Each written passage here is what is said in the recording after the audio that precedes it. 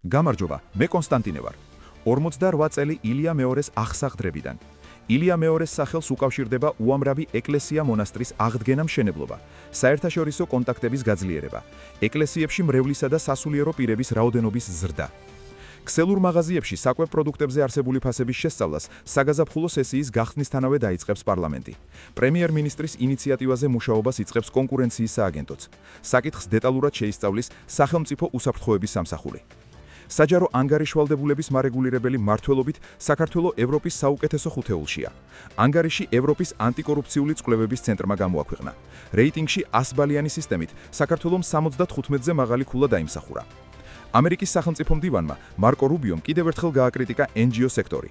სახელმწიფო მდივანი აცხადებს, რომ პარტნიორი სახელმწიფოების დაფინანსება გაგრძელდება, მაგრამ ამ პროცესში სარგებელს ვერ ნახავენ არასამთავრობო ორგანიზაციები. ფილოსოფოსმა ზაზა შათირიშვილმა ვრცელ წერილში განმართა, რა მეთოდებს იყენებს Deep State სხვადასხვა ქვეყნებში სათავეში საკუთარი ინტერესების გასატარებლად.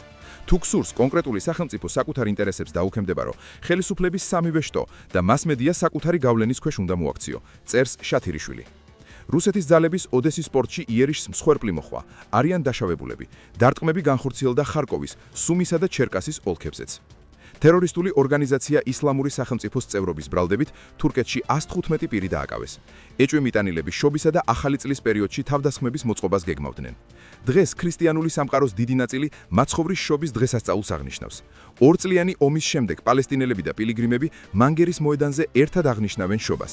საშობაო მესა პირველად აღავლინა რომის პაპმა, წმინდა პეტრეს ბაზილიკში. საზეიმო წირვა ჩატარდა თბილისშიც. მე კი საუკეთესო სურვილებით გემშვიდობებით. შეხვედრამდე.